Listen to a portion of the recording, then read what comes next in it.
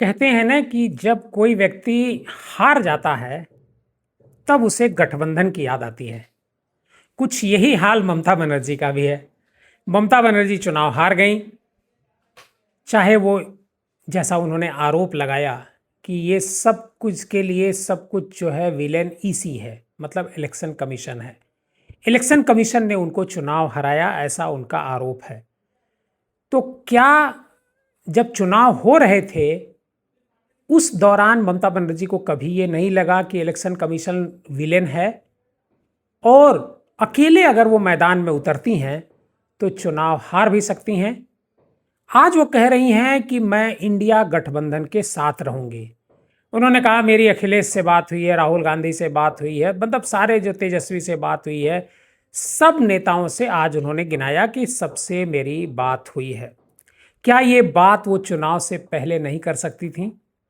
अगर चुनाव से पहले ये उन्होंने गठबंधन बनाया होता, ये रणनीति बनाई होती कि हम इंडिया गठबंधन के हिस्सा हैं, तो शायद आज हालात दूसरे होते।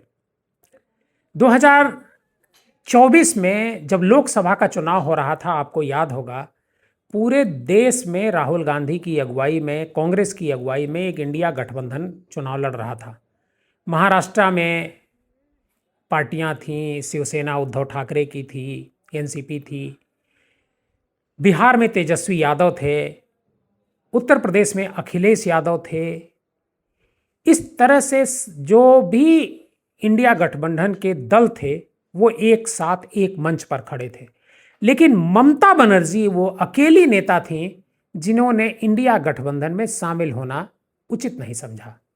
वो अकेले बंगाल में चुनाव लड़ रही थी क्योंकि उस समय उनकी ताकत थी, उन्हें लग रहा था कि हम चुनाव जीत जाएंगे, और अच्छा उन्होंने प्रदर्शन भी किया, करीब 27 सीटें उन्होंने जीती। लेकिन आज जब वो चुनाव हार गई हैं तब उन्हें एक बार फिर इंडिया गठबंधन की याद आई है और अब कह रही हैं कि वो इंडिया गठबंधन में रहेंगी, इंडिया गठबंधन का हिस्सा होंगी और सब मिलकर के इलेक्शन कमीशन के खिलाफ एक रणनीति तैयार करेंगे और इलेक्शन कमीशन के खिलाफ खड़े होंगे। ममता जी, ये बात मुझे लगता है कि आपको पहले करनी चाहिए थी। अगर आप पहले कर लेती तो शायद ये हालात नहीं होते, आप चुनाव नहीं हारती। अगर कांग्रेस आपके साथ वहां लड़ रही होती, लेफ्ट लड़ रही होती, अगर आपके साथ होती तो ये हालात नहीं होते।